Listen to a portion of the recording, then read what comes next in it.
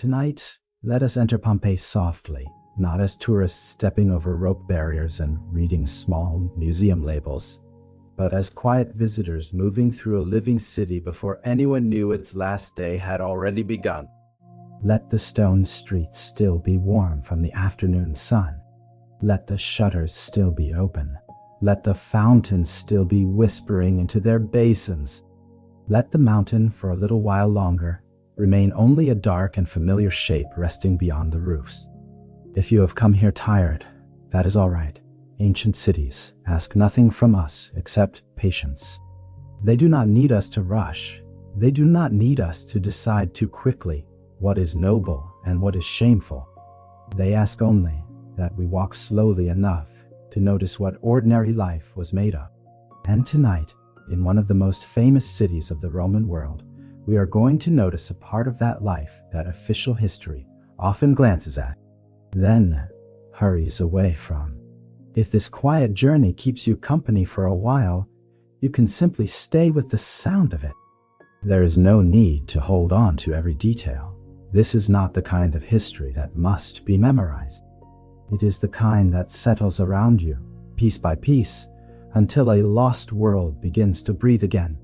Pompeii is remembered now through ash, through plaster casts, through broken walls and rooms left open to the sky. But before it became a ruin, it was a city of appetite. Appetite for trade, for pleasure, for display, for gossip, for public life, for private advantage. It was a place where money moved quickly, where strangers arrived every day, where social rules were strict and yet full of loopholes, and where the line between what people condemned and what they quietly relied upon was thinner than any polished Roman moralist would have liked to admit. And somewhere inside that busy, sun-struck city stood a network of rooms and courtyards and taverns where desire itself had been turned into labor. Not hidden labor, not invisible labor, but labor woven directly into the practical fabric of the town. That is where our walk will lead us in time, but not immediately. We are not going to hurry toward the most shadowed door first. We are going to approach it the way night approaches a city, gradually, by taking in the streets around it, the shops beside it, the people who passed it without surprise, and the assumptions that allowed it to exist. Because what survived beneath the ash was not merely evidence of pleasure bought and sold. What survived was a whole arrangement of human lives, a system made of class and law and custom and compromise, a system that could be profitable, ordinary, cruel, comforting, practical, lonely, and intimate all at once. A system in which some people found narrow paths of independence, while others were worn down by dependence so complete that even their own bodies no longer belonged to them. That is the deeper story tonight. Not scandal, but structure. Not a parade of shocking details, but a city revealing the uses it found for power. And in the end, perhaps something even quieter than that. Because when disaster came to Pompeii, it did not only preserve painted walls and cooking pots and abandoned jewelry. It preserved choices, small ones and final ones, choices about who mattered, who was left behind, who stayed with whom, who shared water, who shared fear, who remained human when all the polished masks of Roman certainty began to fall away. So imagine yourself standing just outside the city at the edge of evening. The roads are still open. Carts still creak in from the countryside. Somewhere bread is coming out of an oven. Somewhere a mule is stamping in the dust. Somewhere laughter rises from a wine shop. Somewhere a woman leans from an upper window. Listening, not to history, not to destiny, but only to the ordinary drift of another day. We will begin there, in that ordinary drift, before the ash, before the panic, before the silence, before Pompeii became a lesson. For now, it is still only a city, and like every city, it keeps some of its truth in plain sight, and some of it just beyond the next doorway. By daylight, Pompeii was a city that never really seemed to finish waking up. The first activity started early, while the air was still relatively cool, and the long shadows of columns stretched across the paving stones. Bakers opened their workshops before sunrise. Water splashed into basins. Shopkeepers pushed back shutters. Donkeys were harnessed. Baskets lifted. Oil lamps pinched out one by one. Then, as morning developed, the city gathered pace in layers. Hawkers called out the price of fruit. Clients visited patrons. Slaves hurried on errands. Fish arrived from the coast. Hot food appeared at street counters. The sound of iron, pottery, cloth, sandals, voices, and wheels built into a kind of daily music. It is easy now, from the stillness of the excavations, to imagine Pompeii as a neat arrangement of ruins. But a living town is not neat. It is full of smells that do not politely separate from one another. Bread crust and wine lees, olive oil and dung, crushed herbs and wet plaster, heat caught in walls, a trace of sea air, perfume from a passerby, smoke from a kitchen, sourness from drains. A city by the Bay of Naples had its own climate of human nearness. And Pompeii, prosperous and compact, carried that nearness everywhere. Its streets were not the grand ceremonial avenues of an imperial capital. They were narrower, busier, more immediate. You could move from a respectable household to a workshop, from a bath entrance to a food stall, from a shrine to a tavern, all within the same short walk. Public and private did not stand far apart. Commerce and intimacy did not stand far apart either. A person could be discussing a shipment of cloth in one room, paying a barber in the next, and stepping over a painted threshold on the way home, without ever feeling that he had crossed between separate worlds.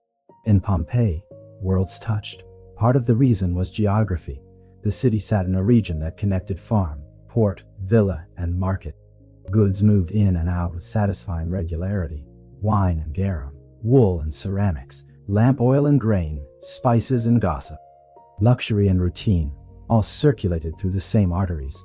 Sailors arrived, traders passed through, rural elites maintained houses in town. Wealthy families displayed their status in frescoed dining rooms, while smaller households and rented spaces were packed together more tightly nearby. The city was not huge, but it was dense with transactions. That density shaped behavior. A place where so many people could be seen also became a place where being seen mattered. A polished doorway mattered. A painted wall mattered. The right connection mattered. Knowing where to eat, where to drink, where to gamble, where to be noticed, and where not to ask too many questions mattered. Reputation in a Roman town was never a simple thing. It could be built in public and compromised in private.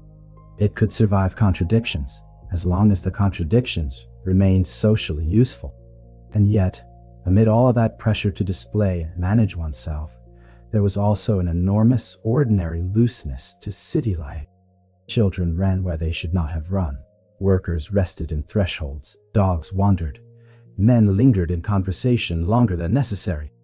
Women crossed streets, carrying baskets or jars or messages. Travelers looked up to read signs they did not yet understand. Servants rolled their eyes in silence.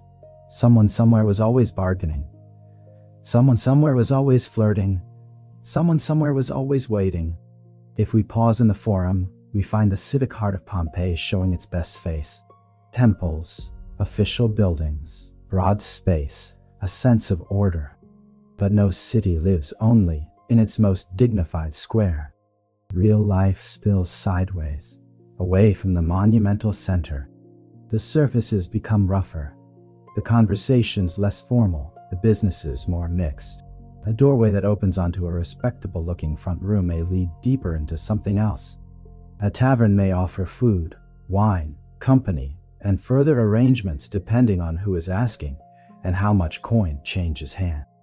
A lodging house may rent both bed space and privacy. A courtyard may be one kind of place by noon and another by nightfall. This is important to remember because modern habits encourage us to divide cities into categories more sharply than ancient people often did.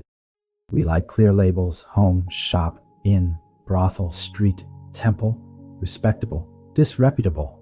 But Pompeii, like many active towns, flowed between those categories constantly. The same person might rely on several of them in the course of a week without thinking he had crossed some dramatic moral border.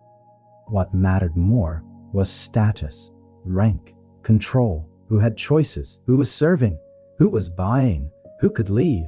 As the day grew warmer, awnings were stretched to create shade. Flies gathered where food was cut. In better houses, water cooled in jars and curtains shifted lightly in interior courtyards. In humbler rooms, the heat pressed more directly on the body. Work went on. Accounts were settled. Deliveries were made. Servants climbed stairs. Merchants watched doorways. Public life and bodily life remained closely linked. This was a culture very aware of the body.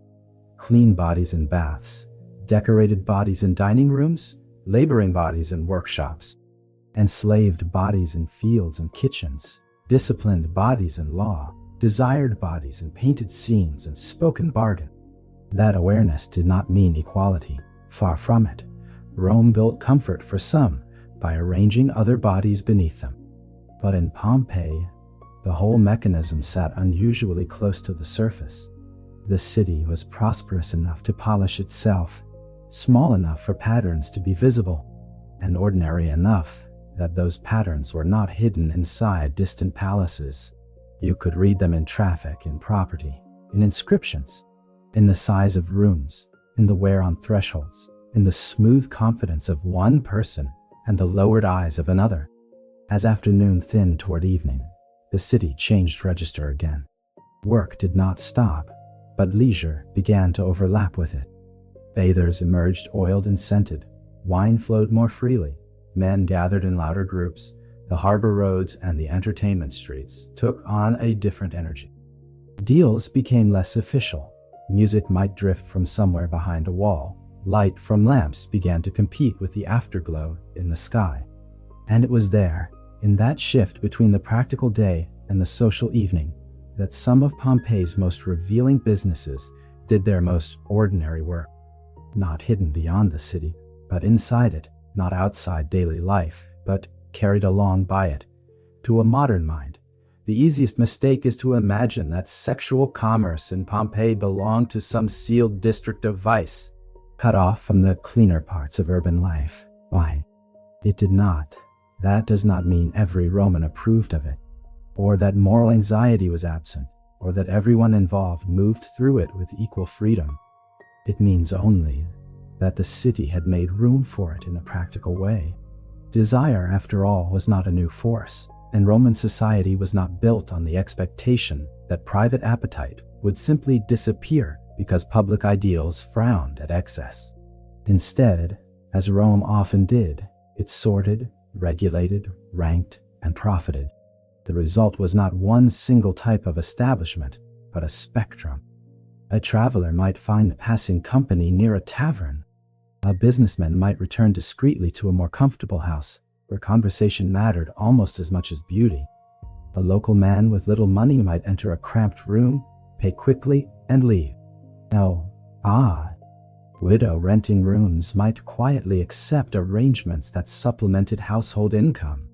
A landlord might own multiple properties that took different shapes by day and by night. The city did not always insist on clean boundaries, especially where money kept moving. This practical flexibility is one of the reasons the subject tells us so much about Roman life. For the Romans, the deepest question was often not whether an activity existed, but how it fit into hierarchy. Who was entitled to purchase? Who was vulnerable to being purchased? Who could do so without shame? Who would bear the shame for everyone else? The moral burden rarely rested where the profit rested. In Pompeii, as in much of the Roman world, sex could become work, but only under uneven conditions. The city accepted that unevenness because it accepted inequality everywhere else. It accepted that some people would entertain while others were entertained, that some would command and some would wait, that some bodies were protected by rank, while others could be exposed to the needs, moods, and habits of anyone with enough coin or enough power over them. Still, acceptance did not always look dramatic. Sometimes it looked almost dull. A room listed among rentable properties a painted panel visible to passers-by, a joke on a wall, a familiar route taken after the baths, a landlord inspecting income from premises he did not personally occupy, a magistrate looking the other way as long as taxes were paid and noise was contained. The city made vice seem routine by embedding it inside routine. That routineness matters. It means the people who lived nearest these worlds were not always startled by them. They might gossip, they might sneer, they might make use of them, they might warn daughters away from certain streets after dark while investing family money in nearby businesses all the same. Contradiction was not a bug in the social order, it was part of the machinery. One can imagine a narrow street at dusk. At one end, a shop still selling hot food. Nearby, a drinking place with a few rough voices inside. Beyond it, rooms above rooms, some privately occupied, some let out. Some serving purposes an outsider would understand only after watching who entered and who came back down. None of this would have looked to Roman eyes like a separate universe.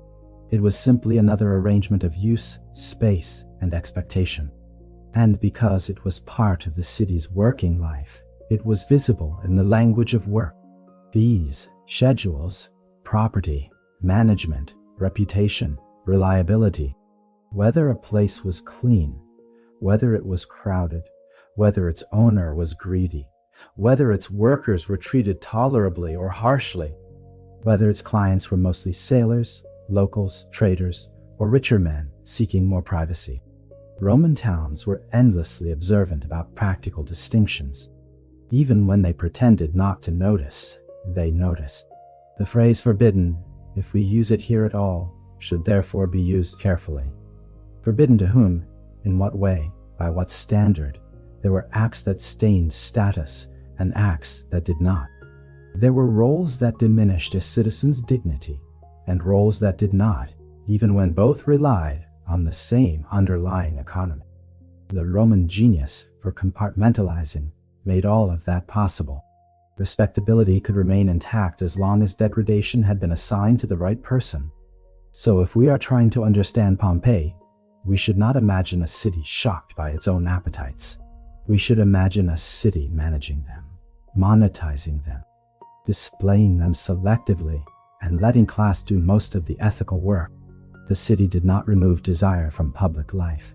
It taught desire where to stand. And once it had done that, it let the walls speak for it. Pompeii was a city that liked surfaces, painted surfaces, polished surfaces, whitewashed surfaces, surfaces that announced taste, rank, confidence, and ambition.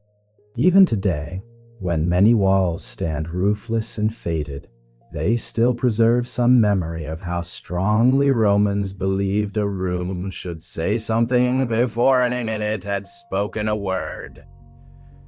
What? That habit extended into the city's more ambiguous spaces as well. A street was not merely a way through town. It was also a channel of signals. Thresholds signaled, paintings signaled, the placement of a lamp, the shape of a doorway, the little bits of writing scratched or brushed onto plaster. All of them made a language of approach and invitation. Some signs were obvious, others were legible only if you already knew the code. A person moving through Pompeii would have read walls almost constantly, even without thinking of it as reading. Election slogans, notices, names, boasts, prices, invocations to gods, mockery, small emotional traces, perhaps a crude joke, perhaps a declaration of love, perhaps the passing impatience of someone who wanted, at the very least, to leave proof that he had once been there. Ancient cities were full of such minor acts of self-inscription. A wall was the nearest thing to a public memory that could be touched. In streets associated with pleasure and entertainment, that language became more suggestive. A painted image might hint at what kind of place stood beyond the door. Decorative themes might set expectations about mood, luxury, privacy, or boldness. A person unfamiliar with the area could be guided simply by the confidence of the visual cues. Here is a place where drinking is expected. Here is a place where conversation may continue. Here is a place where bodily pleasure has not been banished from the threshold. And yet the city did not only speak through an invitation, it also spoke through accumulation. When enough comments collect on a wall, a social record begins to form. We start to sense who moved through a district often enough to make marks there, who felt safe enough to be playful, who wanted to boast, who wanted to tease, who wanted to leave tenderness behind them in a place not designed to preserve tenderness. That is one of the quiet miracles of Pompeii. It allows us to glimpse not only official life, but passing life. The voice under the monument, the joke under the law. Imagine a visitor pausing beside a wall while light fades. He can no longer read every inscription clearly, but he sees where hands have scratched and tapped and pointed. He senses that the wall has become a companion to many evenings. Others have stood where he is standing. Others have hesitated. Others have felt anonymous enough to confess and temporary enough not to fear confession. The wall has watched all of it without answering back. This is one reason archaeology can feel so intimate here. A wall painting is not merely decoration, it is atmosphere preserved. It tells us what sort of room the owner wanted the room to be, whether he wanted it bright, mythic, sensual, respectable, playful, expensive-looking, or merely distracting. In pleasure districts, visual language did practical work. It reduced uncertainty, it framed expectation, it promised, or pretended to promise, experience, but visual language could also soften hard truths. A narrow room might look warmer under painted color. A plain space might borrow glamour from imagery it did not deserve. A worker's confinement could be masked by decorative scenes suggesting abundance, ease, mutual delight. Roman interiors often made that kind of bargain between appearance and reality. If the wall was pleasant enough, perhaps the mind would not dwell on what the room demanded from those inside it. Even so, surfaces could not be fully controlled. Once ordinary people began writing back, a richer world emerged. Graffiti especially resists neat packaging. It can be vulgar, funny, repetitive, vain, affectionate, cutting, stupid, sweet, and unexpectedly moving. It levels the room. Suddenly an expensive fresco and a scratched sentence occupy the same space. A patron's money and a laborer's impatience both cling to the plaster. Great cities are often revealed not by their official voice, but by the noise beneath it. And in Pompeii, the noise beneath it survived, a name, half erased, a complaint, a compliment, a promise, a memory no larger than a few words, all of it telling us that behind these walls, there were not abstractions called vice or morality, but people. People arranging themselves according to pressure, need, status, habit, loneliness, greed, humor, hope. People making lives in rooms that ranged from comfortable to miserable, from gilded to cramped, from chosen to imposed. The walls can guide us only so far. To understand the city more fully, we have to step beyond the surfaces and ask who, exactly, was living inside this world and under what terms. Once we step inside the social world behind those painted surfaces, the first thing to notice is that there was no single life called life in the trade.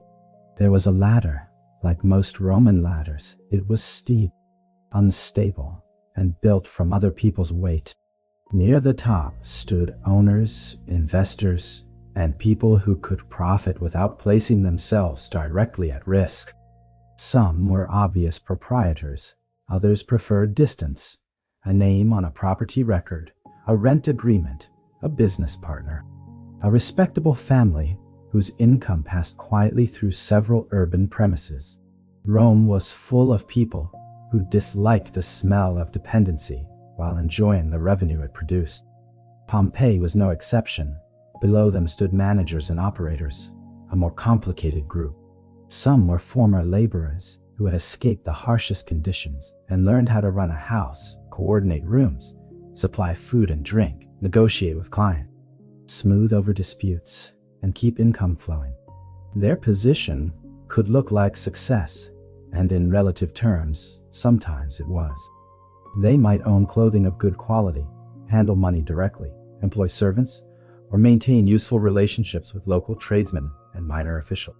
But their safety was never complete. It depended on continued performance, continued relevance, continued ability to navigate suspicion from above and desperation from below. Then, there were the cultivated companions of the higher end of the market, the women whose work involved not only beauty but conversation, timing, literacy, and the management of atmosphere. Such women could move in rooms where educated men wanted to be entertained by charm as much as by the body. They might speak more than one language. They might know poetry well enough to flatter a patron's self-image. They might be dressed and housed in ways that allowed the outside observer to mistake dependence for elegance. Their labor, too, was real. It simply wore a finer fabric. Below that, in the broader middle, stood workers whose days were practical, repetitive, and far less romantic. Their clientele was more varied, their privacy thinner, their earnings less secure, their rooms more cramped, their time less their own. Some may have had enough leverage to reject a customer, raise a fee, or save small sums. Many did not. Their work sat closer to the city street, closer to noise, closer to the raw traffic of bodies and coin. These are the people a bustling commercial town consumes most easily, because they seem interchangeable right up to the moment one pauses long enough to imagine a face. And at the bottom, as in so much of Roman society, stood the enslaved and the trapped, the people with almost no legal shelter from being used. Oh, the young, the foreign, the indebted, the abandoned, those whose bodies could be folded into a business model with scarcely any need to ask what they wanted. This was the deepest cruelty in the system, and the one that made every more comfortable layer above it possible. The city could tolerate a certain softness in its upper arrangements precisely because the base remained brutally hard. If we slow down here, we can feel how Roman hierarchy worked in practice. It did not simply divide rich from poor. It divided levels of exposure, who had to endure the moods of others, who could refuse, who could age without panic, who could become ill without becoming useless, who had enough standing to keep part of what they earned, who could own a room instead of merely being confined to one, who could imagine a future larger than next week. Such differences shaped everything: clothing, speech, food, the quality of bedding, the amount of daylight in a room, the ability to keep a child, the danger of violence, the possibility of death, the likelihood of disease, the time available for rest, even the way a person entered and left a building. A Roman ladder was never abstract. It was built into the body, minute by minute. And yet ladders also create aspiration, which can be another form of control. If someone on the lower rungs could glimpse a former worker who had become a manager, or a woman who had turned beauty and wit into relative security, the system gained a useful illusion. Endure this, and perhaps you may rise, serve well, and perhaps the future will widen. Such stories were not always false. Some people did move upward, but exceptions can stabilize injustice by making it look negotiable. A narrow exit shown to a few can keep many from seeing the walls. One of the more haunting features of Pompeii is how near these layers stood to each other physically. In a modern city, wealth sometimes hides behind distance. In Pompeii, the city was compact enough that one could move from a handsome courtyard house to a harsher working room in the space of a few minutes. The contrast was spatially immediate. A patron leaving a refined dinner might pass within steps of labor, whose conditions made that refinement possible. Familiarity did not lead to equality. It often led only to better habits of ignoring. The latter also unsettled identity. A person could occupy an intermediate position that was both empowered and vulnerable, visible and disposable, admired and looked down upon. A former slave who managed rooms for profit could still be treated as suspect by respectable households. A high-status companion could enjoy luxury while knowing it depended on youth, health, and male favor. A worker with regular clients could feel almost secure until illness, pregnancy, competition, or a change in ownership stripped away the illusion. The Roman world excelled at giving people just enough, standing to fear its loss. This is why the city cannot be reduced to victims on one side and villains on the other. There were exploiters, yes. There were also middle figures surviving by passing pressure downward. There were people making choices inside conditions they had not chosen. There were people forced to become practical long before practicality should have been required of them. Some found small authority and used it harshly. Some found it and used it to protect others when they could. Hierarchy does not erase character. It merely frames the price at which character operates. So when we think of Pompeii's pleasure economy, we should not picture one flat world. We should picture stacked rooms, a polished upper chamber, a service corridor, a rented bed space, a darkened stair, a street doorway with a lamp, a locked inner room, a courtyard where laughter sounds easier than it is, a ledger kept somewhere nearby, a patron speaking gently, another speaking cruelly, a woman calculating, another surrendering calculation, because there is no point, a girl learning too soon what the city thinks she is for. That is the ladder, and now that we can see it, we can begin to ask how people tried to live upon it without being entirely broken by it. Not every life inside this world was crushed in the same way. That is one of the hardest truths to hold quietly, because once we hear of exploitation, we want the moral picture to arrange itself cleanly. Yet history rarely grants that convenience. Some women in Pompeii learned to negotiate. Others were simply trapped. Between those extremes lay countless shades of adaptation, calculation, compromise, and fatigue. Imagine first a woman in a better house, one whose clients arrive by arrangement rather than chance. Her room is not luxurious by the standards of the elite, but it is comfortable enough to suggest control. She has time to wash properly, to dress with intention, perhaps to choose perfume, perhaps to keep a box of letters or trinkets, perhaps to read a little. She knows how to listen while a wealthy man complains about politics or family duty. She knows when to flatter, when to laugh, when to remain silent. She may even take pride in being skilled at shaping a room's mood. To someone outside, she can seem almost powerful, and in one sense she is. She may set terms more effectively than others. She may reject some customers. She may save money. She may maintain relationships that protect her from sudden ruin. She may imagine an eventual transition into running rooms, renting property, or attaching herself to a patron in a more stable arrangement. In a world built on asymmetry, relative leverage can feel like freedom. But the feeling is not the same as the fact. Her value still depends on being chosen. Her room remains part of an economy she does not fully control. Her future is tied to beauty, health, tact, and social weather. One serious illness, one vindictive patron, one legal shift, one younger rival, one household scandal, and the balance can change. The Roman world allowed some women to become practiced negotiators, but it very rarely let them forget that their security rested on unstable ground. Now imagine another woman, perhaps not much younger, living in a poorer quarter where work is faster and less selective. Her room is smaller, noise passes through the walls. Meals are irregular. She must think in daily sums rather than long plans. She knows the types of clients by the weight of a footstep on the stair, by the smell of harder rope or wine, by the impatience of someone counting out too few coins. She has learned the practical skills of endurance, how to read danger early, how to avoid provoking the wrong man, how to make a joke when a joke is safer than honesty, how to conserve energy, how to hide small savings, if saving is possible at all. Her life is not without intelligence or will. In fact, it may require more of both than the life above. But her margin is narrower. There is less softness between labor and exhaustion, less room for fantasy, less space in which to preserve the self unbroken.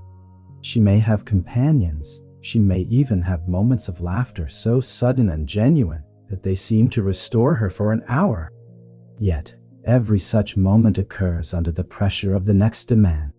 And then, there are those for whom negotiation hardly exists. The enslaved, the indebted, the displaced, the very young, the foreigner with no reliable kin nearby, the person transferred from one use to another because an owner sees a new profit to be made. For them, the body becomes workplace, currency, and prison together. The city can still decorate the room. It can still paint the walls. It can still call the arrangement ordinary. None of that alters the central violence of having too little control over what happens next. Even here, however, human life resists simplification. A trapped person may still be observant, witty, loyal, moody, ambitious, pious, sarcastic, tender, bored, affectionate, and stubborn. Oppression does not produce only one type of soul. This is why the surviving traces matter so much. They remind us that a woman in such a room was not merely a symbol of Roman vice or a lesson in Roman cruelty. She was a whole mind, even if the system around her had little interest in that fact.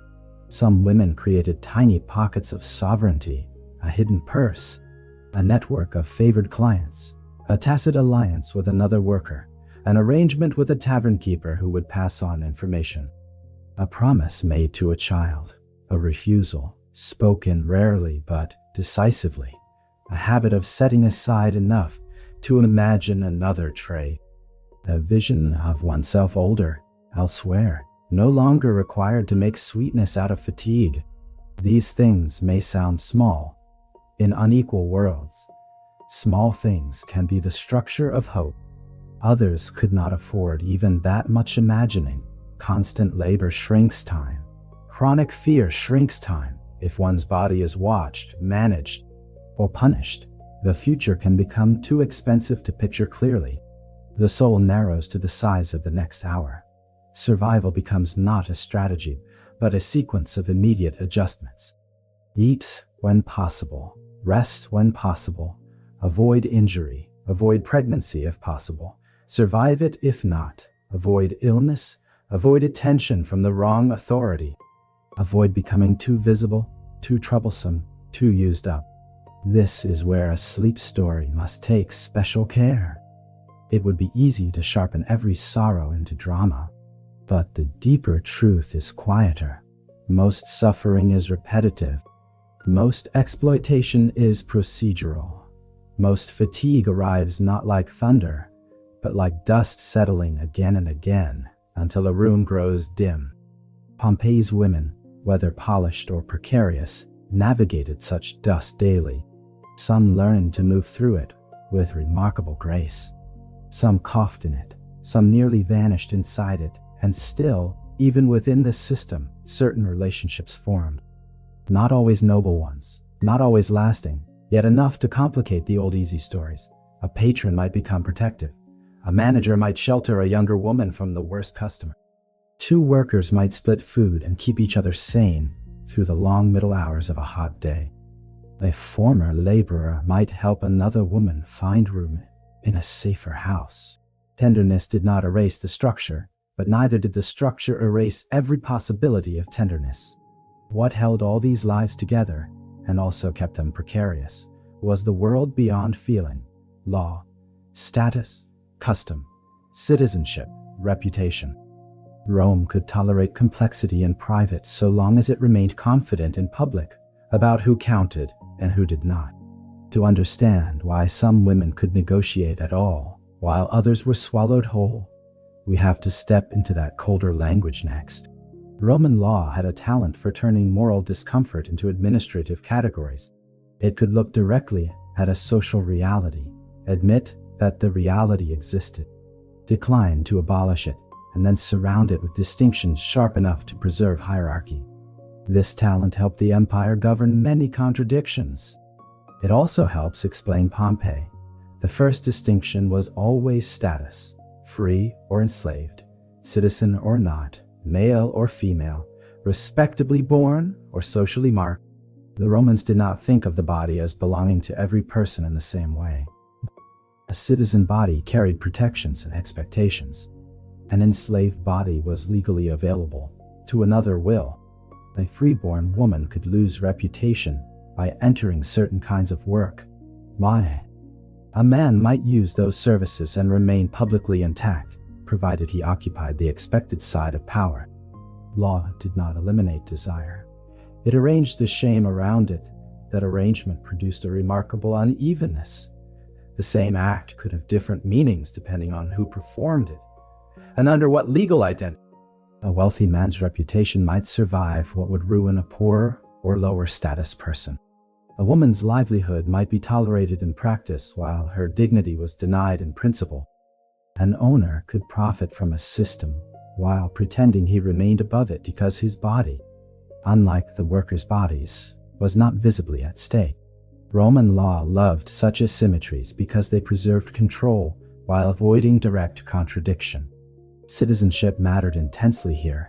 To be recognized as a proper Roman citizen was to stand inside a ring of value that the law guarded, however imperfectly. Once a person was pushed outside that ring, or marked as less worthy within it, many things became easier for society to justify. Restrictions on marriage, restrictions on testimony, suspicion in inheritance, damage to family standing, exclusion from certain honors. The language of dignity was never separate from the language of control. It told people what they were allowed to become. For women connected with sexual commerce, this could create a peculiar legal weather. Some sought cover in other identities: tavern keeper, entertainer, household dependent, companion, renter. The Roman city was full of soft disguises made possible by mixed-use spaces and flexible arrangements. A room could be one thing at noon and another by evening. A business could present a cleaner face to the street than to those who knew its interior habits. Such ambiguity was not merely deception, it was survival. To remain unnamed in one register could be a way of remaining legible in another. Yet, ambiguity helped owners too. It allowed profit to flow without always calling itself by its plainest name.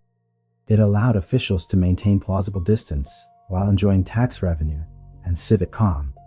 It allowed moralists to scold the city in speeches while moving through the same city with practiced familiarity.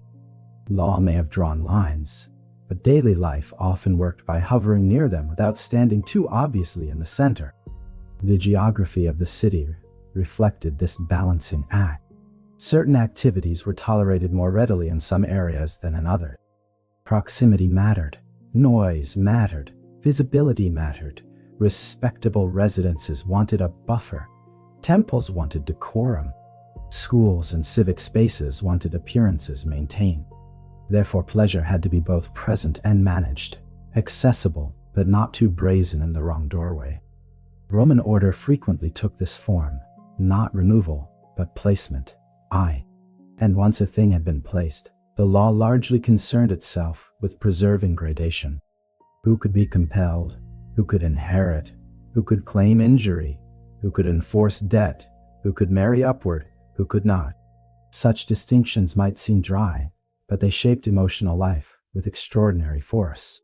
Whether a woman believed she could ever leave a certain world often depended less on personal resolve than on what legal passageways existed for someone like her. If none existed, endurance became the dominant virtue, not because it was admirable, but because it was necessary. There is a chill in this once we feel it clearly enough. The Romans were not uniquely cruel in using law to freeze inequality into place. Many societies have done the same, but Pompeii gives the process a human scale. We can see how a person's room, work, hopes, and risks might all be downstream from phrases in legal thinking that turned flexible human beings into ranked social types. Still, law never acts alone. It needs property, and property needs business, and business needs the cooperation of people who would rather think of themselves as respectable. So after the law drew its categories, the city found profitable ways to live within them. If one wanted to understand Pompeii honestly, one would have to stop pretending that the city's respectable life was somehow separate from its pleasure economy. A town of inns, taverns, bathgoers, landlords, travelers, sailors, household servants, market traders, and ambitious local elites could not keep such worlds neatly apart even if it tried. In practice, they overlapped everywhere. A room that hosted diners at 1 hour could host a more private transaction later. A tavern could sell wine openly in privacy, more quietly. A lodging house could serve the needs of travelers while also serving the appetites that travel tends to loosen. A landlord could collect income from premises whose exact daily uses he preferred not to describe in public. This blending is less sensational than it sounds. In working towns, mixed-purpose spaces are often normal. What matters is who gets to define the mixture and who absorbs the risk. In Pompeii, men with money and status could invest in properties that generated profit from entertainment while remaining publicly identified with civic duty. Family life, or respectable commerce. Their virtue was not measured by the origin of all their revenue. It was measured by whether they carried themselves like men, entitled to virtue. This is where the city becomes especially revealing. One can picture a merchant discussing grain or shipping in a shaded portico during the afternoon, then collecting rent from urban premises before the week is out, all without believing there is any contradiction. Profit from pleasure may not have been the whole basis of his fortune, but it could be part of it, folded into a wider portfolio of practical assets. Land was land. Income was income. The moral untidiness, if he felt it at all, would be dispersed among those lower in status. Politicians, too, were not insulated from these arrangements. Any busy Roman town required money for festivals, building projects, repairs, social alliances, and public generosity. The city's economy was a web, and the strands did not ask whether the coin moving along them had come from a wine shop, a workshop, a rental property, or a room hired for more intimate purposes. Civic life could therefore be supported, indirectly or directly, by labor. Many citizens would have preferred not to imagine too closely. Public splendor often rests on private compromise. Women of respectable households were not outside this web either. However, much ideology insisted on cleaner divisions. Household comfort depended on investment, rent, supply chains, and markets. Fabrics, perfumes, jewelry, lamps, food, and decorative goods all circulated through the same economy that pleasure helped animate. A matron could condemn indecency in principle while benefiting materially from urban arrangements that made indecency profitable elsewhere. This was not hypocrisy in a uniquely Roman sense. It was the old urban pattern by which distance from labor is mistaken for innocence. Meanwhile, the businesses themselves varied in tone. Some were rough, crowded, and thinly managed. Others cultivated a softer atmosphere. More privacy, better food, fewer clients with coin enough to purchase not just time, but a setting in which they could imagine themselves refined while consuming another person's refinement. The city supplied options because its customers stood at different points on the social ladder, and the market, as always, learned to flatter them accordingly. In such places, the performance of respectability could become part of the product. A room made to feel cultured, a conversation made to feel spontaneous, a host who seemed discreet, a worker who seemed selective, a patron who seemed not to be purchasing at all, but merely entering a private, appreciative companionship shaped conveniently around his desires. Roman urban life was very skilled at polishing transactions until they resembled something more dignified. Yet the polish never reached everyone. Behind the front room there might be service corridors, overworked staff, younger laborers, exhausted cleaners, cooks carrying trays, women sharing cramped rest spaces, men with accounting tablets, anxious debt, injury, bargaining, and the steady compression of human need into revenue. That, too, is part of respectability, its ability to soften what happens behind it. Perhaps the most useful way to picture Pompeii is as a city where almost everyone was nearer to this system than they would have liked to admit. Some used it, some profited from it, some managed it, some were trapped in it, some mocked it in public and visited it in private. Some tried to rise through it, some lost themselves there, and many who claimed to stand apart from it depended, in ways large or small, on the circulation it created. The city, therefore, cannot be divided into clean moral camps. There was too much shared air for that, too many walls touching other walls, too many coins changing hands, too many errands carried from one social world into another. Too many people practicing selective blindness. Still, selective blindness is never complete. Things leak through. A joke on a wall, a nickname, a plea, a boast, a scrap of longing. The more official the city tries to be, the more revealing its smallest unofficial voices become. So, let us turn now from business and property toward those smaller voices, because sometimes it is there, in the most passing marks, that a buried city sounds most alive. There is something deeply human about writing on a wall in a place where one is not meant to matter very much. Perhaps that is why the smallest traces from Pompeii can feel more intimate than grander remains. A fine house tells us what an owner wanted to project. A public building tells us what a city wanted to claim about itself. But a brief message, scratched into plaster, tells us what passed through a single body for a moment and demanded to be left behind.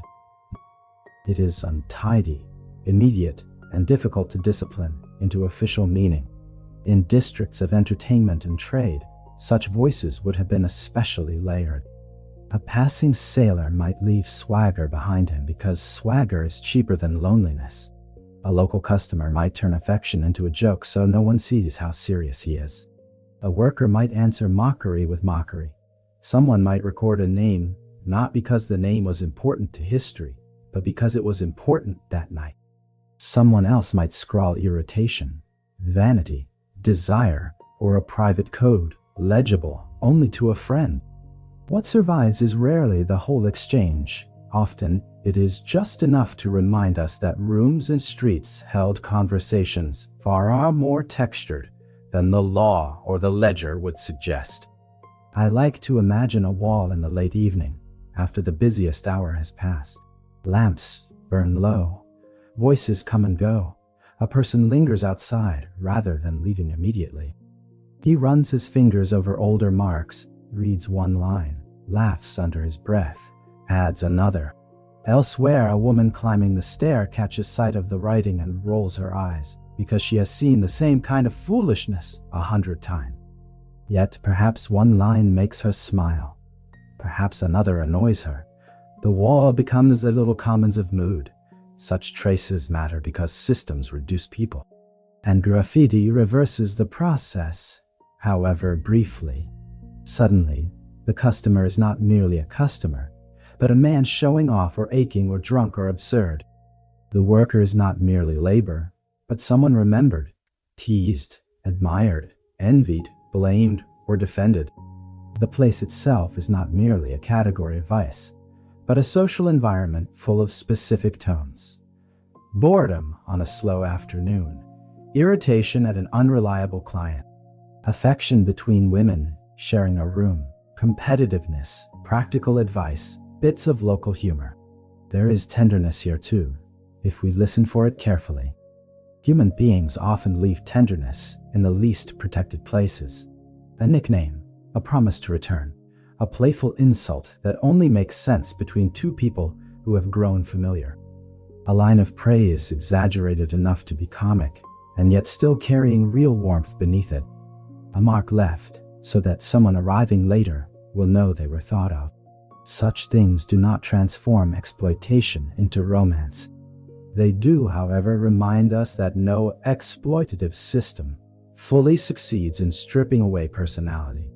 In some ways, these small voices are the gentlest part of Pompeii's record. They ask less of the listener. They do not demand judgment all at once. They simply let us stand near the grain of daily life.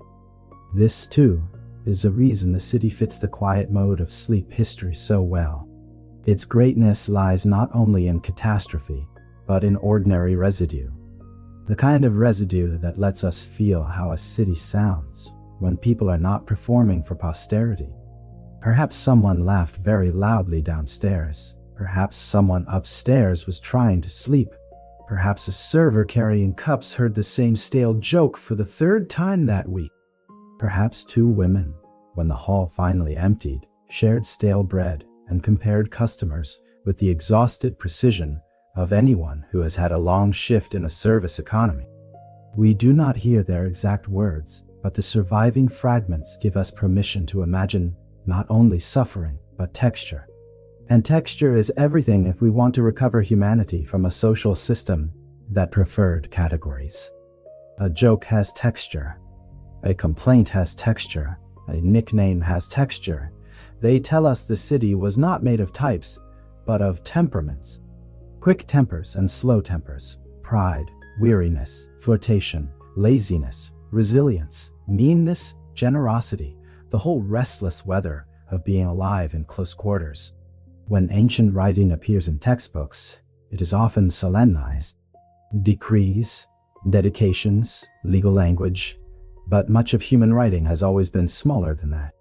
Impatient, impulsive, half-serious, Pompeii preserves that scale unusually well. And because it does, it helps us move from abstract sympathy towards something fuller. Recognition. We begin to recognize that a person under pressure still wanted to joke. That a person treated as ordinary labor still wanted to be remembered by name. That a person passing through for one night still wanted to place himself inside the life of the city by leaving the slightest mark on a wall. Such gestures are modest, but they carry a stubborn insistence. I was here. I felt something. This corner of the world touched me, and I touched it back.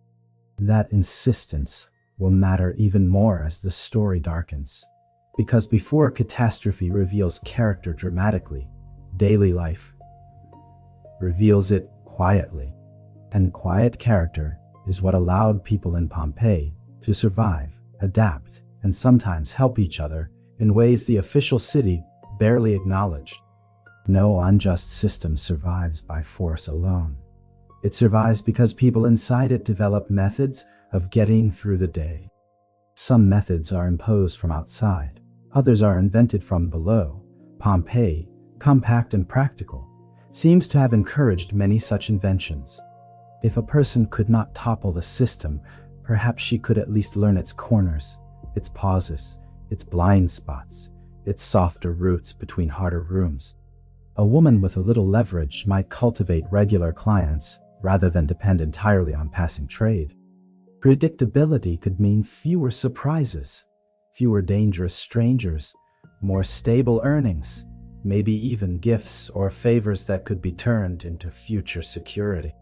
Another woman might save in the smallest possible increments, coin by coin, hidden in fabric, or passed to someone more trustworthy than the room itself. Someone else might shift sideways rather than upward, from direct sexual labor into serving food, renting bedding, arranging introductions, keeping accounts, washing garments, preparing cosmetics, or assisting in spaces where the body remained part of the economy, but not always the most exposed part. These sideways movements deserve attention. History often notices only spectacular escape, the rare story of complete freedom. But ordinary survival depends more often on partial redirection. A person does not emerge into perfect safety.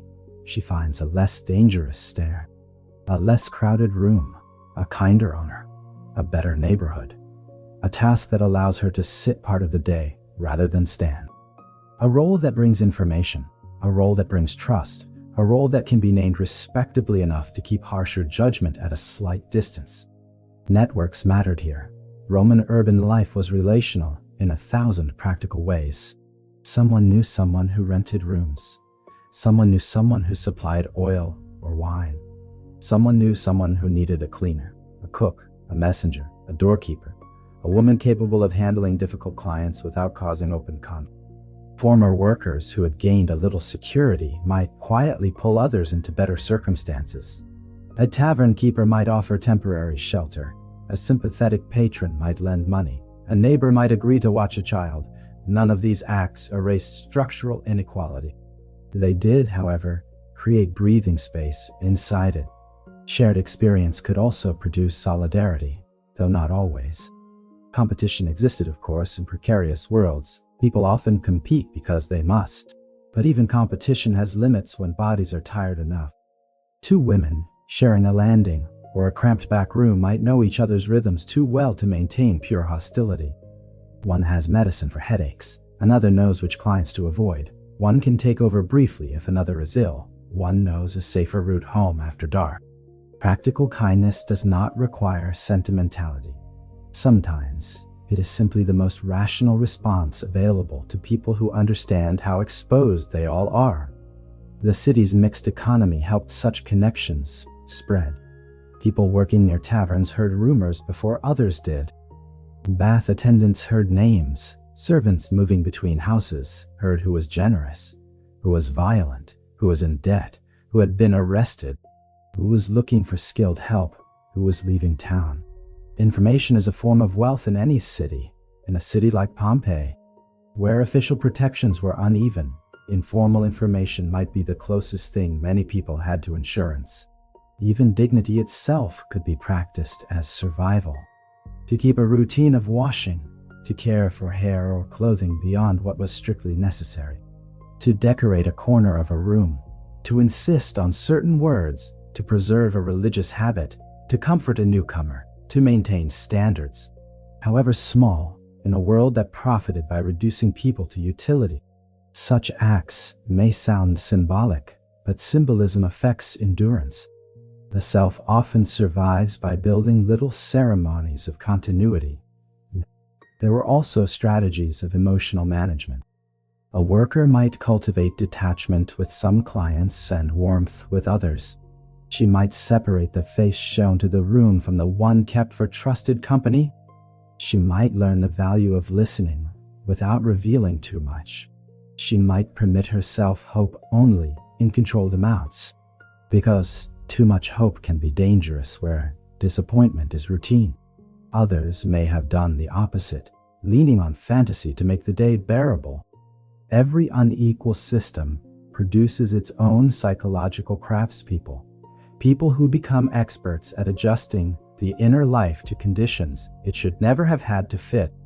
The existence of such strategies should not be romanticized. Well, it is tempting to praise resilience so loudly that the cruelty requiring resilience fades into the background. We must resist that.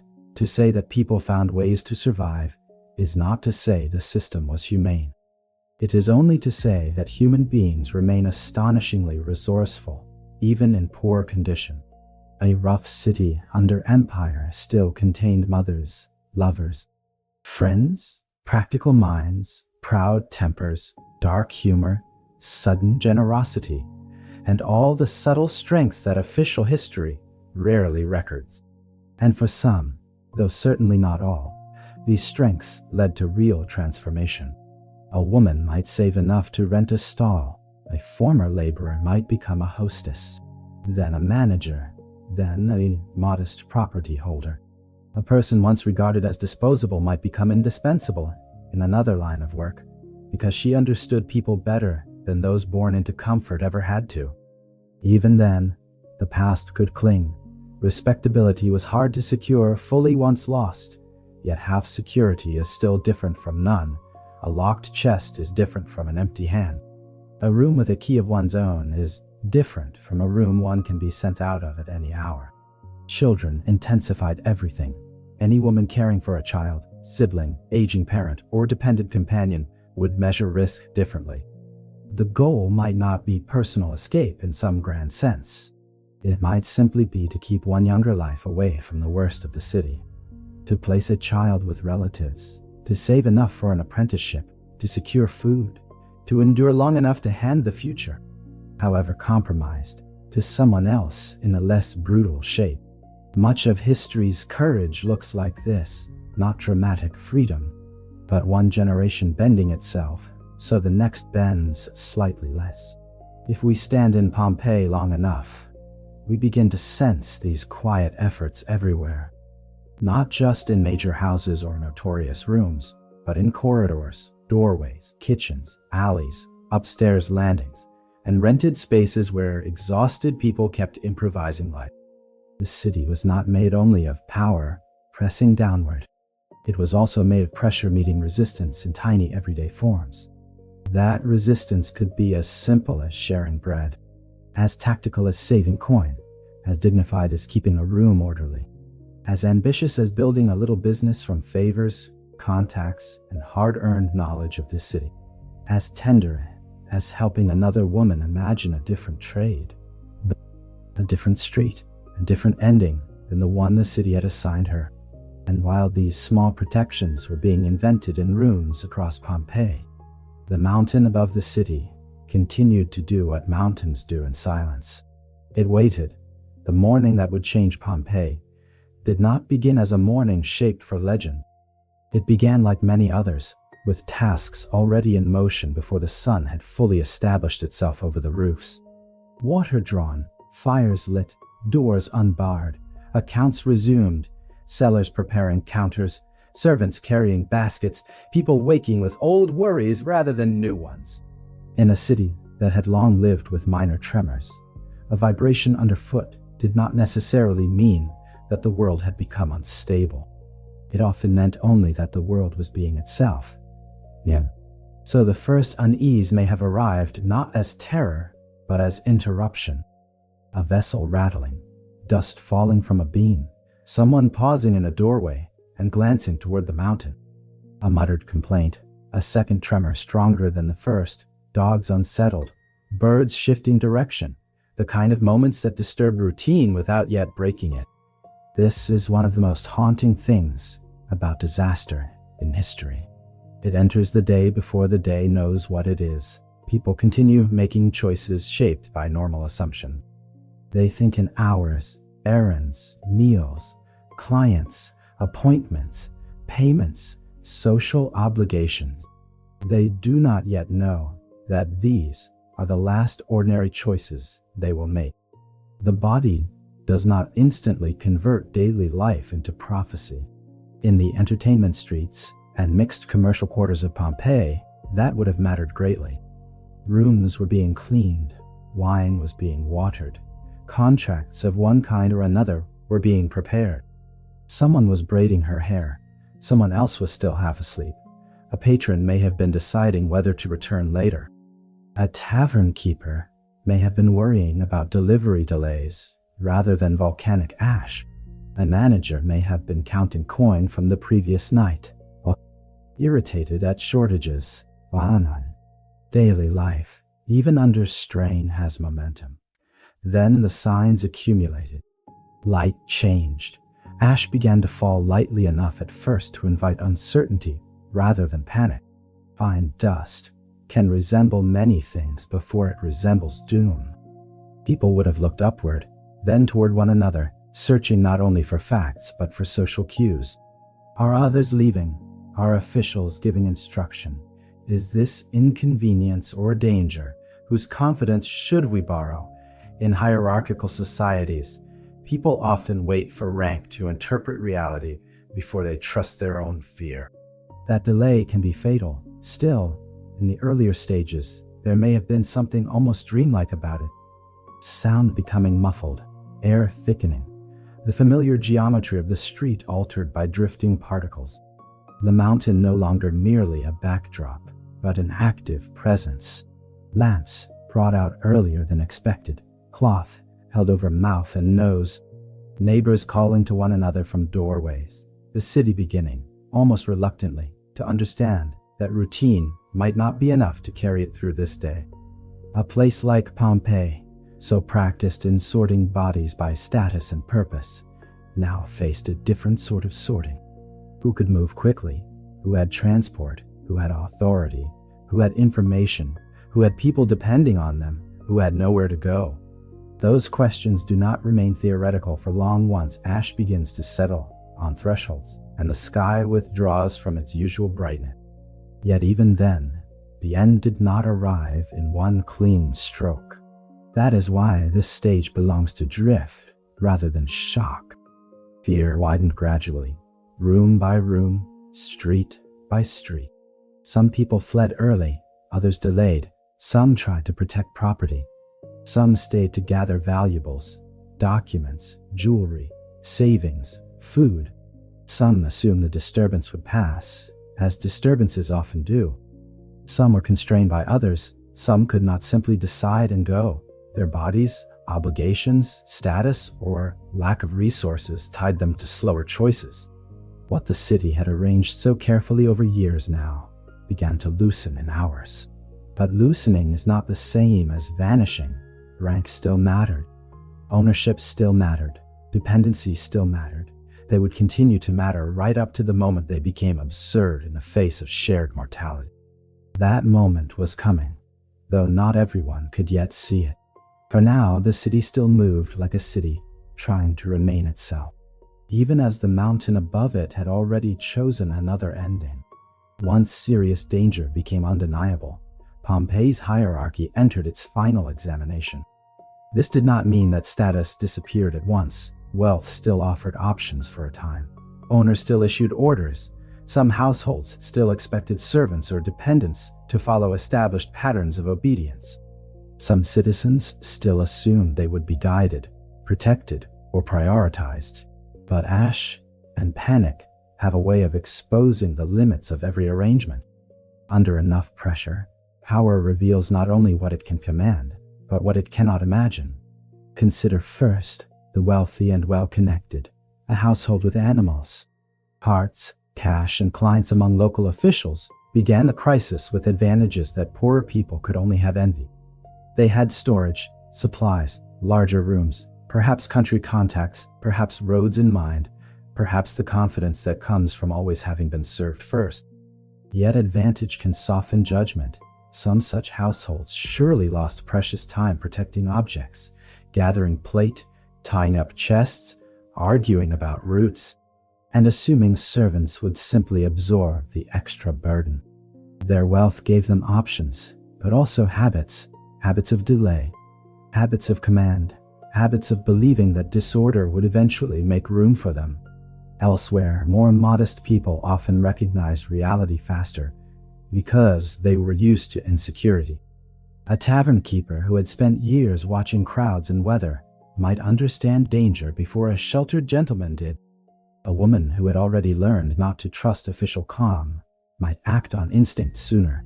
A laborer used to moving quickly with little would not need hours to separate essential from ornamental. In emergencies, hardship can become training no one wanted but many possess.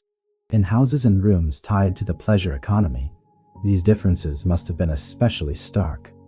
Some owners may have fled first, leaving workers to improvise. Others may have tried to keep groups together for practical reasons, believing that their authority still held meaning. Some may have counted people as property right up to the edge of death. Others may have discovered too late that people they imagined loyal were simply waiting for a chance to choose themselves. One can imagine scenes of argument rising in courtyards and hallways. A proprietor insisting on one route, a worker refusing to wait while valuables are packed, someone demanding that a sick or pregnant woman be left behind for the sake of speed, someone else refusing that logic, a patron promising help, then vanishing into the crowd once conditions worsen. A wealthy man discovering that coin buys less and less with every darkening minute. A household slave who knows back streets better than the master and suddenly becomes, for an hour, the most valuable mind in the room. This is what catastrophe does. It rearranges relevance. The city that once asked who owned the doorway now asks who knows where the doorway leads.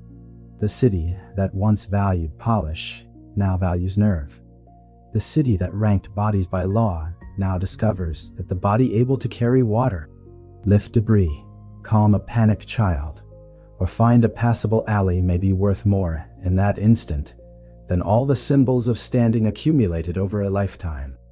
Yet, there was no single noble transformation. Crisis reveals cowardice as reliably as courage. Some people surely abandoned those who depended on them. Some reclassified lives in brutal order of convenience. Family first, movable wealth second, useful slaves third, everyone else last. Such thinking would not have felt monstrous to all Romans. It may have felt merely practical, the final expression of habits already present in ordinary life. Disaster does not invent moral logic from nothing. It intensifies what a society has already rehearsed. At the same time, other people seem almost certain to have moved in the opposite direction. The man who stays with an elderly dependent because speed without loyalty has become intolerable. The woman who shares her water with someone who cannot repay her. The former rival who stops being a rival once both are equally gray with ash. The worker who guides strangers through service alleys because she has walked them 100 times. The guard or laborer who lifts rubble not because the law commands him, but because no one else is doing it. The body that chooses burden over escape. These moments matter because they show us where the official order failed. Roman society claimed to know who deserved honor, but in the ash, honor may have looked like a kitchen woman steadying a frightened girl, or a rough tavern servant carrying a man too proud to ask for help, or a group of women refusing to leave one another behind. Though every rule of the city's economy had once encouraged them to see each other as competitors. Catastrophe strips away illusions quickly. The illusions of hierarchy are among the first to thin, and still, hierarchy casts a long shadow even in collapse. Those with weaker social ties often faced the hardest choices. A foreign-born worker with no relatives nearby had fewer places to flee. An enslaved person could hesitate, knowing that escape from one danger might simply deliver them into punishment later if they survived. A woman attached to an ambiguous household might not know whether she had been included in the plan until the plan was already moving away from her. The city had distributed uncertainty unevenly long before ash began to fall. Perhaps this is why the most moving forms of solidarity often seem to emerge among those who had lived nearest uncertainty already. People on the margins may have had less wealth, but they often had stronger practical bonds. Shared labor, shared rooms, shared knowledge of unfairness, shared habit of relying on one another rather than institutions that rarely centered them. In a crisis, such bonds can become life-saving. A freedman, used to coordinating a busy tavern, might suddenly organize an alley's escape more effectively than any official. Women who had spent years reading men's moods might prove brilliant at reading panic and keeping a group together. Streetwise intelligence can be more useful than inherited status when the city becomes unreadable. By now, the air would have been harsher, visibility poor, sound confused. Somewhere, a roof collapsing. Somewhere, people praying. Somewhere, someone still trying to rescue a box of silver as though silver could negotiate with ash. Somewhere, a child asking the same question again and again. Somewhere, a woman realizing that the man who promised protection has already gone. Somewhere, another woman deciding that promises are finished and only action remains. The old city is not yet silent, but it is becoming more honest. And the honesty is brutal. It tells us that rank mattered greatly until the moment it began to mean less than conduct. It tells us that wealth could delay fear, but not cancel it. It tells us that the people most often ignored in ordinary may, in extraordinary hours, become the ones who most clearly remember how to act together. This is the hidden loop inside Pompeii's final story, the one that keeps drawing the mind back. We begin by asking what kind of city openly organized pleasure. We end by asking what kind of people remained visible when that organization collapsed. The answer is not simple, and perhaps that is why the buried city still feels so alive. In its last hours, it exposed not one truth, but many at once. Selfishness, confusion, loyalty, panic, tenderness, calculation, fear, memory, class, and the sudden fragile equality imposed by a sky that no one could bargain with. And then, in the narrowing dark, there were smaller acts still. Not strategy now, not hierarchy, not even survival in the fullest sense. Only care. When all grand arrangements begin to fail, human beings often return to the smallest possible form of meaning. A hand on a shoulder, a cloth over someone's mouth, a cup of water passed to the weaker one first, a body refusing to move on without another body. This is the register in which Pompeii's last hours become most difficult and most beautiful at once. Not beautiful in the sense of spectacle, beautiful in the old quiet sense. Something worth mourning because it shows what dignity can look like when stripped of decoration. Imagine a group sheltering in an interior room while ash thickens outside. There is almost nothing left to decide, except how to face the next stretch of time. Someone shares food that should probably have been kept. Someone gives the driest cloak to the person shivering hardest. Someone begins speaking steadily, not because she knows they will live, but because the sound of a calm voice helps keep terror from filling the whole room. Another person, younger, tries not to cry and fails. No one tells her not to. They simply make space for fear. Elsewhere, in a passageway or courtyard, people who might never have touched one another in calmer circumstances now lean on each other without ceremony. A wealthy hand and a laboring hand become the same color beneath dust. A customer and a worker breathe the same air through the same scrap of cloth. A former owner may discover that he owes his next few steps to someone he barely noticed last week. A woman marked by the city as low may become, in that final hour, the most trustworthy presence in the room. These are not miracles in the storybook sense.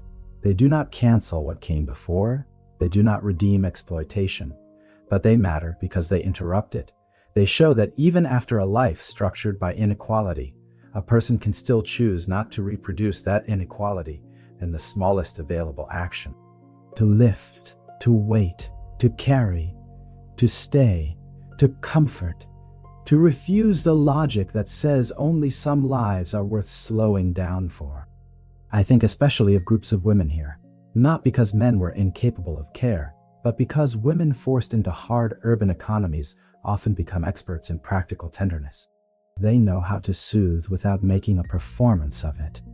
Know how to divide scant food, how to hold a frightened person through the ugly middle of panic, how to continue when continuing feels ridiculous. In the city above ground, such skills may have gone unpraised because they generated little public glory. Under ash, they may have been the finest form of leadership available. One can imagine an older woman, long acquainted with disappointment, suddenly becoming the axis around which younger lives steady themselves, not because she has authority in law, but because she has experience in fear. She knows when to conserve breath, when to move, when to rest, when to stop arguing with reality and work inside it. There is a kind of wisdom born from surviving many smaller devastations. When the great devastation comes, others recognize it instinctively. There may also have been acts of refusal to leave the ill, refusal to abandon the very young, refusal to separate a mother from a child, refusal to save oneself on terms that would make survival feel like a betrayal too large to carry. History is full of people who die because they loved someone more than they feared death for one more minute. We should not romanticize that either. Yet it is part of the human record, and Pompeii almost certainly held such moments in abundance. By now the city outside is less city than atmosphere. Streets gone strange, doorways half arrest, familiar landmarks softened into gray.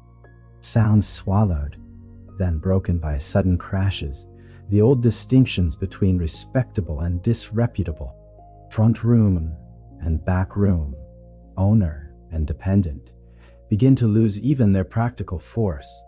There remains only the nearness of persons to one another and the question of what they choose to do with that nearness. Some chose badly. That too belongs to the record. But tonight we are resting for a moment with those who chose better than the world they had inherited.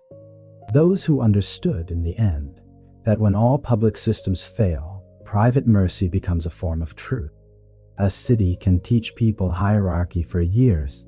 A final hour can teach them closeness in minutes.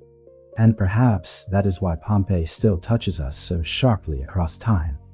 Not only because it was destroyed, but because destruction exposed the quiet capacities that ordinary social order had hidden. The capacity to become less selfish than one's rank suggested, less obedient to cruelty than the law had trained one to be, more faithful to the vulnerable than prophet had ever required. Soon enough, the noise will fade. The ash will do its slow work. Rooms will close. Voices will stop. But before the silence completes itself, there is this last, gentle evidence of humanity still trying, even now, to remain human. Afterward, there was ash. Ash on roofs. Ash in rooms. Ash in lungs. Ash sealing what had only recently been in motion. A city that had spent so much energy sorting bodies, pleasures, duties, properties, and reputations was suddenly reduced to one vast stillness. Yet the stillness was not empty. It held impressions. It held positions, objects, gestures, thresholds, unfinished tasks, interrupted meals, abandoned valuables, and all the minor arrangements through which ordinary life had once flowed. Pompeii did not vanish cleanly. It settled into preservation. This is why the buried city continues to unsettle and soothe at the same time. It is tragic, certainly, but it is also precise.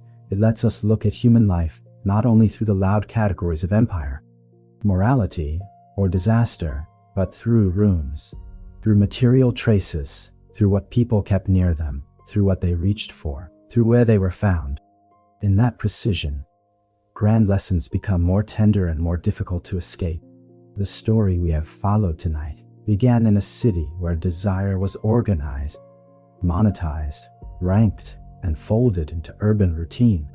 It led us through painted walls, mixed businesses, narrow negotiations, legal fictions, social ladders, jokes on plaster, and the hard intelligence of survival.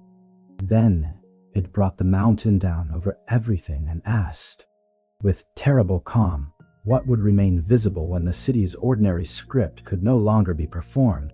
What remained, it seems, was not a single moral verdict, not simple condemnation, not simple romance, not a neat divide between corruption and innocence. What remained was complexity, held still long enough for us to see it.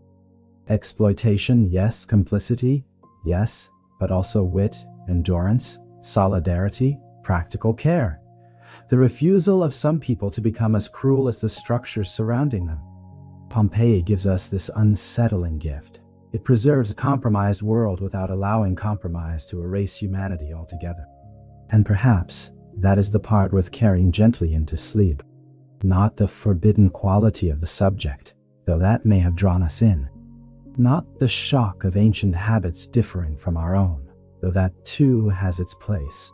But the quieter recognition that human beings have always lived inside systems larger than themselves, and have always looked for pockets of decency within them. Sometimes they fail. Sometimes they reproduce the very hardness that hurt them. Sometimes, astonishingly, they choose softness anyway. In the years after such a disaster, survivors would have carried more than grief. They would have carried habits, loyalties, practical lessons, and altered ideas about what mattered when every surface certainty fell away. A woman who had escaped because another woman refused to leave her would remember that. A laborer who had been guided to safety by someone once dismissed as low would remember that. A merchant who lost silver but kept his child would remember that. Memory does not rebuild a city, but it changes the shape of the life rebuilt elsewhere. We often think of ancient history as distant because the objects are old. But what truly travels across time is not stone, it is recognition. We recognize the convenience with which societies place shame on some and profit on others. We recognize the temptation to hide dependence behind respectability. We recognize the daily improvisations of those navigating unfair systems. We recognize the way crisis reveals character more swiftly than comfort ever does. And we recognize, perhaps most deeply, the quiet forms of care that persist even where there should have been no room for them. Now the lamps of Pompeii may be allowed to dim.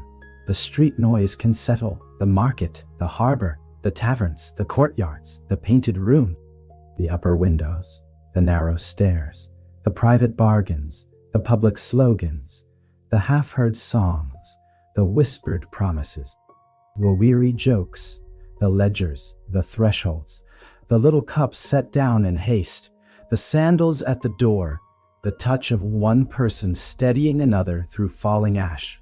All of it can drift back into silence. And we do not have to close the story too tightly. It is better, perhaps, not to seal it, better to leave a little space, as ancient cities always leave space for echoes. Somewhere in that buried town, a wall still remembers the pressure of a hand. Somewhere, a room still keeps the shape of waiting. Somewhere the old mountain still stands beyond the roofs, dark and patient, while below it, a city's vanished people continue, in the smallest surviving traces, to ask us what kind of world we are building with our own arrangements of power, dignity, desire, and care. We do not have to answer tonight.